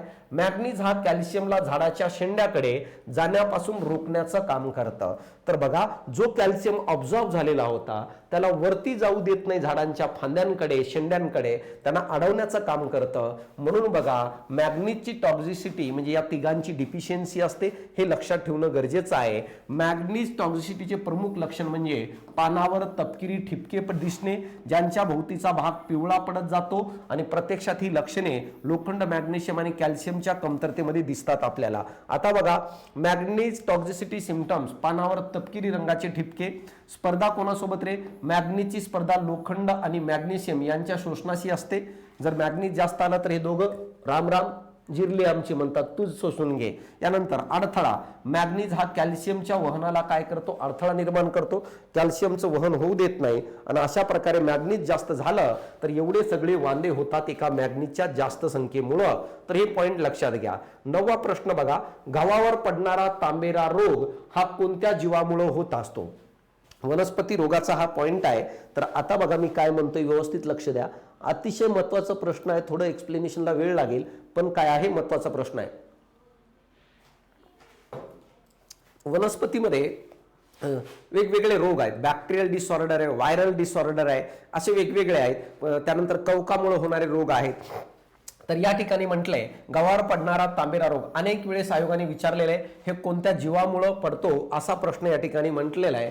तर जीवाणूमुळे पडतोय का, यानंतर बुरशीमुळे पडतोय का, व्हायरसमुळे पडतोय की शैवालमुळे. तर या प्रश्नाचं उत्तर आहे कवकामुळे पडतं, फंगीमुळे पडतं. आणि कवकाचं नाव पुसिनिया आहे. पुसिनियामुळे आपल्याला गव्हावर व्हाईट तांबेरा, त्याला व्हाईट रस्ट, व्हीट रस्ट नावाचा रोग आपल्याला गव्हावर पडताना दिसता. तर उत्तर काय रे, पुसिनिया नावाच्या कवकामुळे. विश्लेषण बघा आता व्यवस्थित लक्ष द्या. गव्हावरील तांबेरा हा एक अत्यंत बुरशीजन्य आजार आहे, फंगल डिसीज आहे. पिक्सिनिया नावाच्या प्रजातीच्या कवकामुळे हे आपल्याला होताना दिसतं.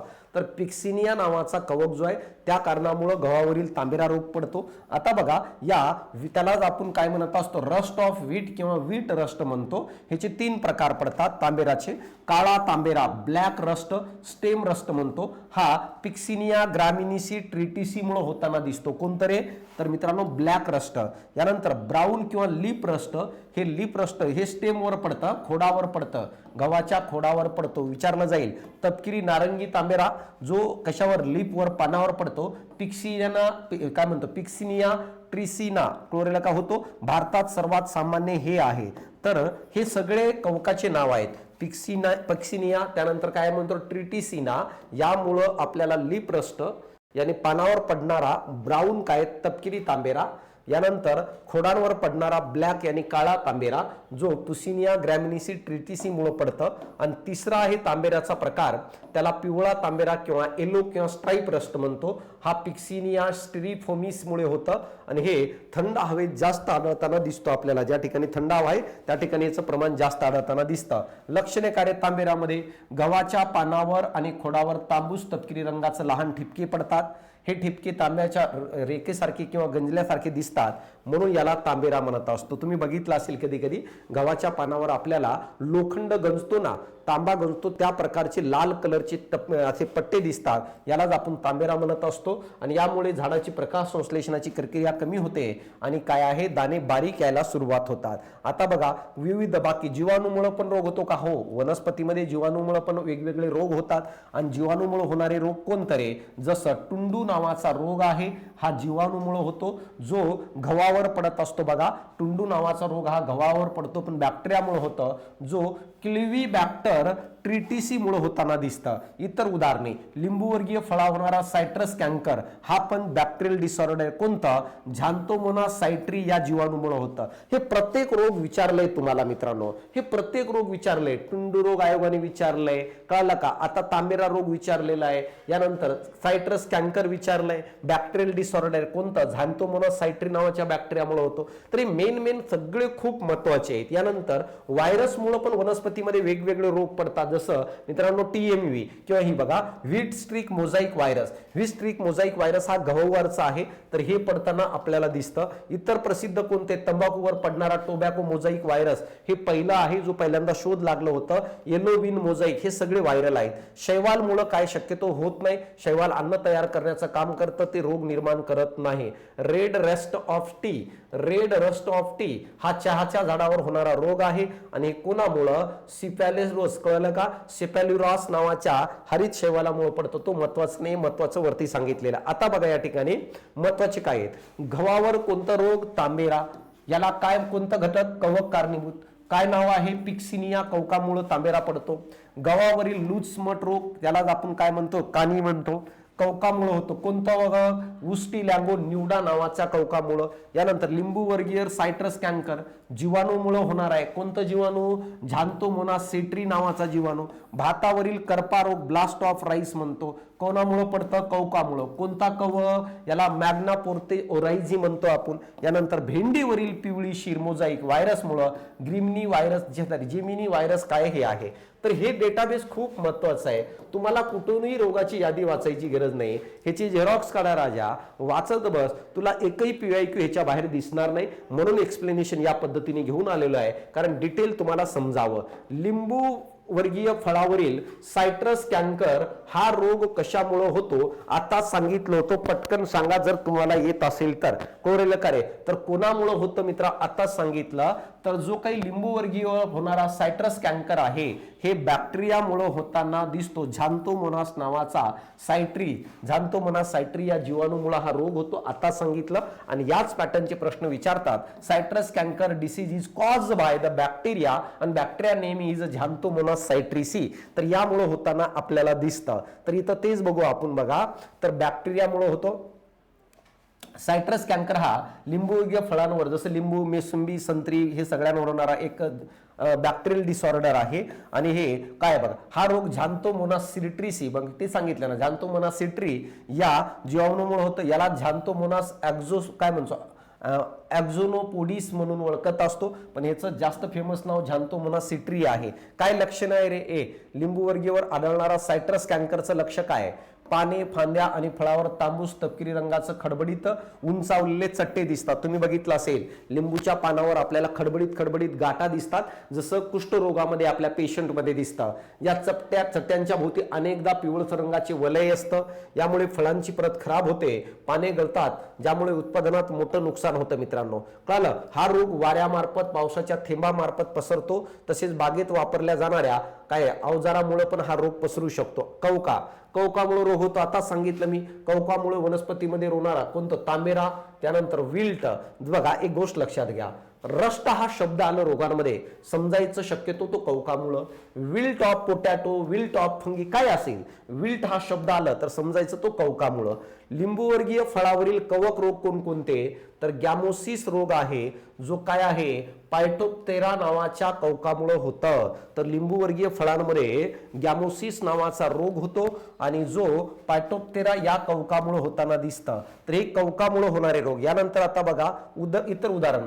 तांबेरा हा कवकामुळे होणारा रोग आहे. पिक्सिनिया या कवकामुळे. बटाट्यावरील करपा रोग पण कवकामुळे होतं. फायटोप्तेरा इन्फेस्टन्स नावाच्या या कवकामुळे बटाट्यावर करपा रोग होताना दिसतं. हे यादी काढून टाका, एका कागदावर पाठांतर करायचं दुसरं ऑप्शनच नाहीये. सर नाव लक्षात राहत नाही, लिहून काढ, 2-3दा रिव्हिजन कर, 1 मार्क तर कन्फर्म करून घे. कधी कधी 2 प्रश्न पण विचारले जातात. यानंतर व्हायरसमुळे कोणकोणते व्हायरस म्हणलो? Tobacco mosaic virus. लिंबू झाडावर बघा ट्रिस्टेडाझा नावाचा हा एक व्हायरल डिसऑर्डर होतो. इतर काय रे? टोबॅको मोझाईक व्हायरस आहे. भेंडीवरील जो काही येलो विन्स मोझाईक आहे हे व्हायरस आहेत. मायकोप्लाझ्मा हा सर्वात लहान पेशी आहे, बॅक्टेरियाचा जे एक प्रकार आहे. याला वरतून पेशीचं आवरण नसतं, हे लक्षात घ्या. झाडाच्या वाढीवर हे परिणाम करतं. लिटल लीफ नावाचा जो रोग आहे हे मायकोप्लाझ्मा नावाच्या या सर्वात लहान पेशीमुळे होतं आणि ज्या कारणामुळे झाडाचे पान अतिशय लहान होतात. तर लिटल लीफ हा कोणामुळे? मायकोप्लाझ्मा या पेशीमुळे. आता बघा रोगाचे नाव. लिंबूवर सायट्रस कॅन्कर जीवाणूमुळे झॅन्थोमोनास सायट्री. लिंबूवर ट्रिस्टेझा हे विषाणूमुळे होतं. यानंतर वांगीवर लिटल लीफ मायकोप्लाझ्मामुळे पानं लहान होतात. गहूवर तांबेरा, त्याला रस्ट म्हणत असतो. कवक पिक्सिनिया या कवकाच्या अभावामुळे तांबेरा हा गव्हावर होताना दिसतो, जो आपण बघितलं. आणि तंबाखूवर मोझाईक होतं मित्रांनो. तर अशा प्रकारे तुम्हाला हे डेटाबेस क्लॅरिटीने कळत असेल. पुढचा प्रश्न काय आहे बघा. या ठिकाणी आता आपण प्रयत्न केला, व्यवस्थित लक्ष द्या. फक्त टच करतो काय लक्षात. त्यानंतर पुढचा आहे potato spindle tuber. Potato spindle tuber हा रोग खालीलपैकी कोणामुळे होतं? Potato spindle tuber disease cause by असा प्रश्न आहे. व्हायरस, व्हायरॉइड्स, जीवाणू आणि कवक. या प्रश्नाचं उत्तर व्हायरॉइड्स आहे. आता सर व्हायरॉइड्स काय आहे? तर व्हायरॉइड्स हा व्हायरस सारखाच एक मॉलिक्यूल आहे, पण दोघांमधला फरक आहे. काय फरक आहे लक्षात घ्या. तर मित्रांनो माहित आहे का, व्हायरसचा जो काही RNA DNA आहे, तर RNA DNA जो आहे ह्याच्यावरतून प्रोटीनचं आवरण असतो. प्रोटीनचं आवरण असतं, परंतु व्हायरॉइडमध्ये जे काही DNA किंवा RNA असणार आहेत मित्रा, ह्याच्यावरतून कोणताही आवरण नसतं. यानंतर व्हायरॉइड्स हे व्हायरसपेक्षा लहान असतात, व्हायरॉइड्स हे व्हायरसपेक्षा कमी वजनाचे असतात. तर हे व्हायरॉइड्स असतात आणि ह्याच्यामुळं आपल्याला पोटॅटो स्पिंडल ट्यूबर नावाचा रोग होताना दिसतो. हे डेटाबेस लक्षात घ्या. तर इथं बघा व्हायरॉइड्स काय आहे, पोटॅटो स्पिंडल ट्यूबर यानी PSTVD हा रोग व्हायरॉइड्समुळे होतो. या रोगामुळे बटाट्याचा आकार लांबट आणि दोन्ही टोकांना टोकदार स्पिंडल सारखं होतं, ज्यामुळे उत्पादनात घट होते. लांब बटाटे होऊन जातात आणि दोन्ही बाजूंना टोकदार होऊन जातात. शोध बघा, टीओ डायनर यांनी 1971 मध्ये व्हायरॉइडचा शोध लावला होता. वैशिष्ट्य काय, विषाणूपेक्षा आकाराने लहान असतात. मी सांगितलं व्हायरॉइड्स हे त्याच्या RNA ला कोणतंही आवरण नसतं, नेकेड RNA असतो आणि व्हायरसवर मात्र प्रथिनांचं आवरण असतं, ह्याच्यावरती प्रोटीनचं कोट नसतं, हे लक्षात घ्या. आणि RNA हा कमी रेणुभाराचा असतो कोणामध्ये, व्हायरॉइड्समध्ये, आणि व्हायरसमध्ये RNA हे जास्त रेणुभाराचे आणि मॉलिक्युलर वेटचा असतो. हा फरक आहे. व्हायरस हे प्रथिनांचं आवरण असतं, व्हायरॉइड्समध्ये प्रथिनांचं आवरण नसतो. व्हायरसमध्ये जनुकीय डेटा DNA किंवा RNA या दोन्हीपैकी कोणत्या तरी एकाने बनलेलं असतं. आणि या व्हायरसमुळे होणारा रोग टोबॅकोवरील TMV आहे. तसेच येलो विन ऑफ मोझाईक आहे, जो आपल्याला भेंडीवर आढळताना दिसते, व्हायरल आहे. बटाट्याचा मोझाईक हा विषाणूमुळे होतो, पण स्पिंडल ट्यूबर हा व्हायरॉइडमुळे होतो, तो विषाणूमुळे होताना दिसत नाही. तर स्पिंडल ट्यूबर ज्यामध्ये लांब होतात बटाटे, तो व्हायरॉइड्समुळे होतो. जीवाणूमुळे होणारे रोग जसं रिंग रॉट हा जो काही बटाट्यावर होणारा रोग आहे तो बॅक्टेरियामुळे होतो. बॅक्टेरियाचं नाव आहे क्लेव्हीबॅक्टर, काय म्हणतो, मिकीजेनेसिस. तर क्लेव्हीबॅक्टर मेकिजेनेसिस नावाच्या बॅक्टेरियामुळे आपल्याला बटाट्यामध्ये रिंग रॉट होताना दिसतं, ज्याच्यामध्ये बटाट्याच्या आतमध्ये गोलाकार असा काळा काय आहे, एक सर्कल तयार होतं. लिंबूवरील सायट्रस कॅन्कर जो आहे हे पण बॅक्टेरियल डिसऑर्डर आहे. कवकामुळे कोणतं, कवकामध्ये सर्वाधिक रोग आढळतात कवकामुळे वनस्पतीत. बटाट्यावर होणारा अर्ली ब्लाइट जो आहे आणि लेट ब्लाइट जो आहे हे रोग कवकामुळे होतं. लेट ब्लाइटमुळे 1845 मध्ये आयर्लंडमध्ये मोठा दुष्काळ पडला होता आणि लाखो लोकांना आपलं जीव गमवावं लागलं होतं. हे पॉइंट लक्षात घ्या. यानंतर उदाहरण, गव्हावरील तांबेरा रोग जो आहे हा पण कवकामुळे होतं. तर एकदा आपल्या बुक मधून वाचून घ्या, म्हणजे तुमचे सगळे प्रश्न बरोबर येऊन जातील. टोबॅको मोझाईक व्हायरसमुळे तंबाखूच्या पानावर कोणते लक्षण दिसतात, हा पहिला व्हायरस शोधला गेला होता. पहिल्यांदा जगाला समजलं होतं की बाबा विषाणू हे वनस्पतीमध्ये रोग निर्माण करतात, आणि पहिल्यांदा जो शोधला गेला होता तो टोबॅको मोझाईक व्हायरसच होता. तर ते म्हणते की तंबाखूच्या झाडावर हा जो व्हायरस अटॅक करतो, त्यानंतर नेमकं तंबाखूच्या झाडावर कोणते लक्षण दिसतात, पाने लाल होणे, पानावर मोझाईक सारखे ठिपके पडणे, पाने आकसणे, यानंतर झाड वाळणे, मुळे सोडणे. तर या प्रश्नाचं उत्तर दुसरं आहे, पानावर मोझाईक सारखे ठिपके पडतात, पाने आकसून जातात, बारीक होतात, म्हणून त्याला टोबॅको मोझाईक व्हायरस म्हणतो. हे लक्षात घ्या. जो पहिल्यांदा शोधलं गेलं होतं TMV, टोबॅको मोझाईक व्हायरस, हा वनस्पतींना होणारा सर्वात प्रसिद्ध व्हायरल आजार आहे. विज्ञानाच्या इतिहासात शोधला गेलेला हा पहिला विषाणू आहे. मी म्हणलो ना, सायन्स मध्ये पहिलं व्हायरस जो शोधला गेला तो TMV होतं, ही गोष्ट लक्षात घ्या. यानंतर आता बघा 1882 मध्ये याचा शोध लावला होता युएनवेस्की यांनी 1892 ला. मोझाईकचे ठिपके, पानांच्या नैसर्गिक हिरव्या रंगात बदल होऊन त्यावर हिरव्या पिवळसर गडद हिरव्या रंगाचे ठिपके तयार होतात. पाने आकसतात, म्हणजे पाने असे कोमसतात. विषाणूच्या संसर्गामुळे पानांची पेशी वाढ खुंटते, ज्यामुळे पाने वाकडी तिकडी होतात आणि आकसायला सुरुवात होतात. वाढ खुंटणे, झाडाची वाढ मंदावते, हे सगळं सिम्पटम्स आहे त्याच्यामध्ये. परिणाम, पानामधील हरितद्रव्यावर परिणाम झाल्यामुळे प्रकाश संश्लेषण कमी होतं, ज्यामुळे तंबाखूच्या उत्पादनात आणि गुणवत्तेत मोठ्या प्रमाणात घट होते. या TMV व्हायरसमुळे जो जगातील पहिला व्हायरस शोधला गेला होता, TMVचं स्वरूप हा एक प्रकारचं RNA व्हायरस आहे. ह्याच्यातलं जेनेटिकल इन्फॉर्मेशन RNA मध्ये आहे. शोध कुणी लावलं, 1892 मध्ये युएनवेस्की यांनी काय आहे तर शोध यांनी बेंजेनिक या दोघांनी काय लावलेलं होतं. विषाणूचा आकार मायक्रोस्कोप मध्ये हा रॉड शेप आहे. यानंतर ट्रान्समिशन हा हवेपेक्षा जास्त स्पर्शाने पसरतं. इतर शिकार वनस्पती तंबाखू व्यतिरिक्त टोमॅटोवर अटॅक करत असतो, मिरचीवर पण हा व्हायरस अटॅक करताना आपल्याला दिसतो. हे पॉइंट लक्षात घ्या. आता बघा पुढचा आहे जो रोग आहे ऊसाचा तांबेरा कुजव्या रेड रॉट ऑफ शुगरकेन हा रोग कोणत्या कवकामुळे होतं? तर इथं हे पण रेड रॉट हा sugarcane is cause by which fungus, कवकमुळे होणारा डिसऑर्डर आहे. रेड रॉट म्हणजे कधी कधी बघा ऊसाला मधून चिरल्यानंतर लाल रंगाची पट्टी दिसते आपल्याला ऊसाच्या आतमध्ये, त्याला रेड रॉट म्हणत असतो. तर हे कवकामुळे होते एवढं तर कन्फर्म आहे, पण प्रश्न विचारलाय कोणत्या कवकामुळे होताना आपल्याला दिसतो असा प्रश्न या ठिकाणी विचारलाय. पिक्सिनिया कोलेटोट्रायकम फालकटम, तर हा जो टोलेटोट्रायकम फालकटम आहे या कारणामुळे रेड रॉट होतं. अशा प्रकारे ऊस आहे आणि ऊसाच्या आतमध्ये अशा प्रकारे रेड कलरची पट्टी तयार होते, याला रेड रॉट म्हणत असतो. जो कवकामुळे होतं, कवकाचं नाव आहे कोलेटोट्रायकम फालकटम. तर यामुळे होतं ना. पिक्सिनियामध्ये तर तांबेरा आहे, मी तुम्हाला वरती सांगितलं. उस्टिलॅंगो अल्बुगो हे वेगळे आहेत. तर उत्तर काय? कोलेटोट्रायकम फालकटम. ऊसाचा तांबडा कुजव्या रेड रॉट हा ऊसाचा सर्वात जुना आणि सर्वात भयानक फंगल डिसीज आहे. ऊसाचा कर्करोग म्हणतात याला, ऊसाचा कॅन्सर पण म्हणतो आपण, शुगर केन कॅन्सर. कोणाला? तर या रेड रॉटला. काय रे लक्षण? ऊसाचे कांड कापल्यानंतर आतील भाग तांबडा झालेला दिसतो, लाल भागामध्ये पांढरे आडवे पट्टे दिसणे हे रोगाचे प्रमुख वैशिष्ट्य आहे. बाधित ऊसाला अल्कोहोल सारखं आंबट वास येतो. IMP आहे, अल्कोहोल सारखं आंबट वास येतो बाधित ऊसाला. कोणत्या ऊसाला? ज्याच्यामध्ये रेड रॉट झालेले. ऊसाची तिसरी किंवा चौथी पांढरी पडलेली पाने वाळू लागतात आणि शेंडा सुकून जातो. परिणाम काय? ऊसाचं वजन घटतं, साखरेचं प्रमाण कमी होतं, प्रचंड कमी होतं, ज्यामुळे साखर कारखान्याचं मोठं नुकसान होतं. जर हा रोग पडला असेल, अल्कोहोल सारखं वास येतो, तांबडा रंग तयार होतो आतमध्ये. पिक्सिनियामुळे काय रे? पिक्सिनिया हे कवकामुळे तांबेरा नावाचा रोग होतो. तांबेरा रोगासाठी पिक्सिनिया जबाबदार आहे. गव्हावरचं तांबेरा पिक्सिनिया ग्रॅमिनिसी हा सर्वात प्रसिद्ध प्रकार आहे पिक्सिनिया. यानंतर दुसरं ऑप्शन होतं तिसरं उस्टिलॅंगो. हे कवक कानी आणि काजी स्मटसाठी कारणीभूत असतो. उस्टिलॅंगो हे स्मटसाठी कारणीभूत असतो, हे लक्षात घ्या. काळ्या रंगाची काजळी तयार होते. उदाहरणार्थ ऊसावर पडणारं शुगर केन स्मट असेल, उस्टिलॅंगो मुळे होतं. ऊसाच्या शेंड्यातून काळ्या रंगाचा चाबकासारखा लांब भाग बाहेर पडत असतो, हे असणार आहे. गव्हावरील उस्टिलॅंगो निवडा. तर गव्हावरील जो स्मट आहे त्या ह्याच्यामध्ये पण हे आढळताना दिसतो उस्टिलॅंगो. अल्बुगो मुळे पण काही होतं बघा.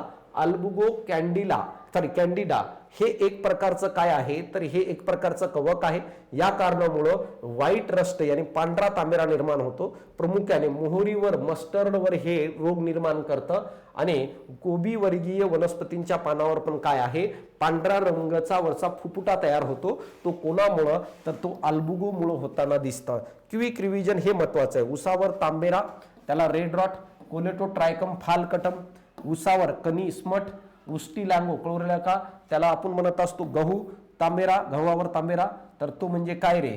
तर पुसिनिया ग्रॅमिनिसी. गव्हावर लूज स्मट कानी म्हणतो आपण त्याला. उस्टिलॅंगो निवडा. मोहरीवर पांढरा व्हाईट रस्ट अल्बुगो कॅन्डिडामुळं. आणि भुईमुगावर टिक्का रोग पडतं, तो म्हणजे कोणामुळं? सेरोस्पोरा पर्सोनेटा. तर हे प्रत्येकावर आतापर्यंत प्रश्न विचारलेला आहे. तर ह्याची झेरॉक्स करून सोबत ठेवा. रिव्हिजन मारा तर ह्याच्यातून मारा, PYQ बघा तर ह्याच्यातून बघा, तुम्हाला सगळे PYQ कव्हर होऊन जातील. या एकाच 15 प्रश्नांच्या पेपरमधून दोन्ही टॉपिकचे सर्व PYQ. काहीच सोडलेलं नाही राजा. कोबी वर्गीय वनस्पतीमधील काळा कुजव्या ब्लॅक रॉट रोग हा कशामुळे होतो? ब्लॅक रॉट ऑफ काय म्हणतो? Cruciferous is a cause by. कोबीमध्ये ब्लॅक रॉट नावाचा रोग आढळतं. हे कोणामुळे होतं असा प्रश्न या ठिकाणी बोललेला आहे. तर हे कोणामुळे? तर बॅक्टेरियामुळे आपल्याला कोबीमध्ये ब्लॅक रॉट रोग आढळताना दिसतं, हे लक्षात घ्या. तर बॅक्टेरियामुळे कोणतं बॅक्टेरिया आहे?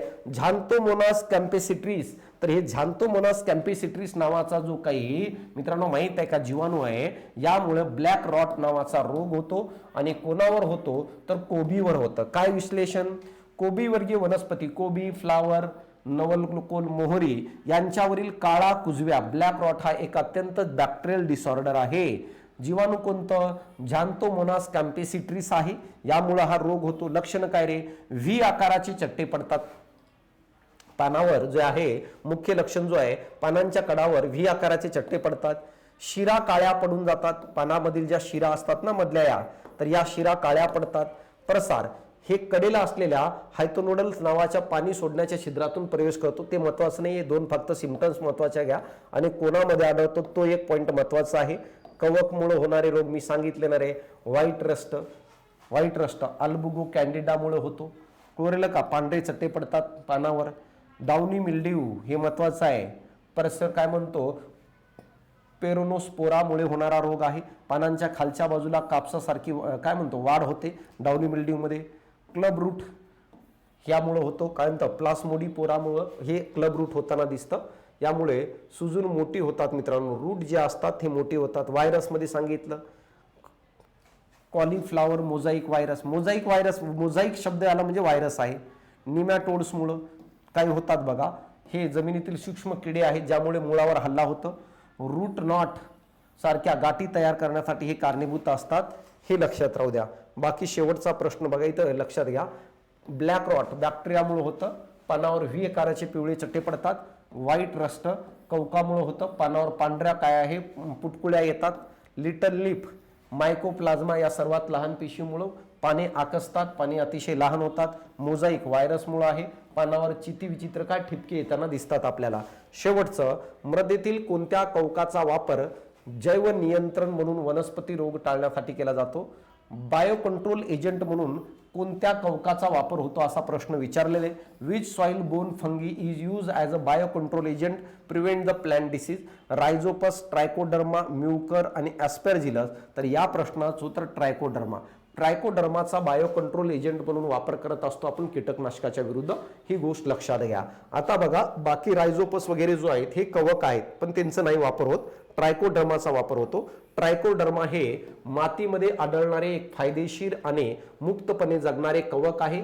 याचा वापर शेतीमध्ये बायो कंट्रोल एजंट म्हणून मोठ्या प्रमाणात केला जातो मित्रांनो. का? कारण की कीटक वगैरे त्यांचं इफेक्ट होऊ नये मेकॅनिझम. ट्रायकोडर्मा पिकांचं संरक्षण खालील 3 मार्गाने करत असतो. बघा ट्रायकोडर्माचा वापर का करतात? कारण तो पिकांचं संरक्षण करतो. पहिलं बघा मायकोपॅरासिटिझम. मायकोपॅरासिटी म्हणजे काय? हे कवक पिकांचं नुकसान करणाऱ्या हानिकारक बुरशींच्या काय करत असतो अंगावर वाढतं आणि त्यांना खाऊन टाकतं. तर बघा हा जो काही ट्रायकोडर्मा नावाचा कवक आहे तर हा काय करत असतो पिकांना रोग निर्माण करणाऱ्या कवकाच्या शरीरावर वाढतं आणि त्या कवकाला खाऊन घेतं जो पिकांना रोग निर्माण करतं. जसं फुसिरियम आहे, पायटियम आहे, रायझोक्टेनिया आहे, तर यांना खाऊन टाकतं.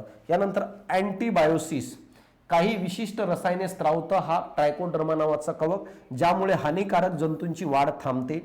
यानंतर कॉम्पिटिशन झाडांच्या मुळांच्या जवळ रायझोस्पियर वेगाने स्वतःची वसाहत तयार करतं, ज्यामुळे हानिकारक बुरशीला तिथे जागा अन्न मिळत नाही. तर त्या ठिकाणी तो काय करतो मोठ्या प्रमाणामध्ये ट्रायकोडर्मा हे स्वतःची संख्या वाढवतो मुळांजवळ आणि म्हणून बाकी हानिकारक असणाऱ्या कोणत्याही कवकाला त्या ठिकाणी जागा भेटत नाही. अशा प्रकारे काय करतं संरक्षण करतं. याचा वापर प्रामुख्याने बीज प्रक्रिया, सीड ट्रीटमेंट आणि मृदा उपचारासाठी केला जातो, ज्यामुळे पिकांच्या मुळांची वाढ चांगली होते आणि मर सारखे रोग रोखले जातात. ट्रायकोडर्मा या कवकामुळे जो एकदम चांगलं काय आहे एक कीटकनाशक म्हणून काम करतो नैसर्गिक. रायझोपस जो आहे याला आपण ब्रेड मोल्ड म्हणत असतो. चपाती भाकरीवर जो येणारी बुरशी आहे त्याला रायझोपस म्हणतात. हे एक प्रकारची परजीवी आहे. शिळ्या अन्नावर किंवा फळावर, ओल्या लाकडावर हे रायझोपस येताना दिसतो, जो कवकाचा एक प्रकार आहे. पुढचं काय बघा उपयोग. याचा उपयोग बायो जैव नियंत्रण म्हणून केला जात नाही, उलट हा अन्नाचं प्रदूषण करण्याचं काम करतं. चपाती 2-3 दिवस ठेवली की येते की नाही त्याच्यावर. म्युकर याला आपण पिनमोल्ड म्हणत असतो आणि रायझोपस सारखेच हे पण काम करत असतात. हे देखील कुजणाऱ्या सेंद्रिय पदार्थावर आणि मानवी आरोग्याच्या दृष्टीने हे काही म्युकर प्रजाती घातक ठरू शकतात. जसं ब्लॅक फंगस त्याच्यामुळे म्युकर मायसोसिस नावाचा रोग होतो. कोविडमध्ये बघितलं असेल लोकांची डोळे दात निघून गेले तर ते कोणामुळं ब्लॅक फंगसमुळं त्याला म्युकर मायकोसिस म्हणतो मित्रा. ॲस्पेरजिलस जो आहे हे निसर्गात सर्वत्र आढळत असतं आणि ॲस्पेरजिलसमुळे यातील काही प्रजातींचा वापर सायट्रिक ॲसिड तयार करण्यासाठी केला जातो. ॲस्पेरजिलस सारख्या काही प्रजाती शेंगदाणे धान्यामध्ये ॲप्लॅक्सिन नावाचे अत्यंत विषारी आणि काही तयार करतात. नाही महत्वाचं, फक्त ट्रायकोडर्मा हे महत्वाचं आहे. आता बघा बायो कंट्रोल एजंट जिवंत सजीवांचा वापर करून दुसऱ्या शत्रू सजीवांचं नियंत्रण करणे. ट्रायकोडर्मा. रायझोस्पियर झाडांच्या मुळाभोवतीचा मातीचा थरला रायझोस्पियर म्हणतो, जो बाकीच्या घटकाला काय येऊ देत नाही. जैव बुरशीनाशक ट्रायकोडर्मा सर्वात मोठे व्यापारी नाव आहे. ट्रायकोपी म्हणून वापरलं जातं. यानंतर पायसियम फ्युरियम जमिनीत राहून मुळे सडवणाऱ्या बुरशी ज्यांचं नियंत्रण ट्रायकोडर्मा करत असते मित्रांनो, त्याचं हे एक उदाहरण आहे. तर अशा प्रकारे या ठिकाणी तुम्हाला हे समजलं असेल. अपेक्षा करतो की तुम्हाला लेक्चर आवडत असेल. तर मित्रांनो, तुम्ही जर यूट्यूब चॅनलला सबस्क्राईब केलं नसेल तर यूट्यूब चॅनलला सबस्क्राईब करून टाका. आणि बॅचेस आवडत असेल तर आपल्या मित्रपरिवाराला आपल्या बॅचेस सजेस्ट करा. फीस काही खूप जास्त नाहीये, नॉमिनल फीस ठेवलेली आहे. आता जर तुम्ही गट बची आणि प्रीची तयारी करत असाल आणि कमी वेळेत पाहिजे असेल तर फास्ट ट्रॅक बॅच घ्या. आपली फास्ट ट्रॅक बॅच घ्या. आणि जर तुम्हाला एकदम बेसिक हळूहळू पाहिजे असेल तर फाउंडेशन बॅच घ्या. आणि आवर्जून आणि यानंतर ज्यांचं आता सध्या टार्गेट चालू आहे फास्ट ट्रॅक बॅच घेऊन त्यांनी टेस्ट सिरीज पण घ्या. तर टार्गेट 15 नावाची टेस्ट आहे, ज्याच्यामध्ये हे सगळे असे प्रश्न असणार आहेत. तर ही आवर्जून टेस्ट सिरीज घ्या मित्रांनो, 100% तुम्हाला ह्याचा फायदा होणार आहे. तर इथपर्यंत तुम्हाला डेटाबेस क्लॅरिटीने समजला असेल. याच पद्धतीचं एक्सप्लेनेशन घेऊन येणार आहे. आणि जसं जसं पेपर होईल तसं यूट्यूबला असेल, परंतु तुम्ही सोबत असणं गरजेचं आहे. आता एवढं फास्ट घ्यायचं कारण म्हणजे काय, तो टॉपिक कव्हर व्हायला पाहिजे होतं, जेणेकरून की एक तासाचं जरी लेक्चर बघितलं आणि ती झेरॉक्स काढून पुढे ठेवलं तर पटापट तुम्हाला फॅक्च्युअल डेटा समजून जाईल. नाहीतर एवढं डेटाबेस शिकवायला कमीत कमी 5 तास लागतात. निवांत सांगू राहिलो, डायग्राम काढू राहिलो, दाखवू राहिलो, पण तेवढं वेळ नाहीये मित्रा. क्लिअर इथपर्यंत तर चालतं. या ठिकाणी थांबतो. भेटू आपण पुढचे पेपर घेऊन. धन्यवाद मित्रांनो.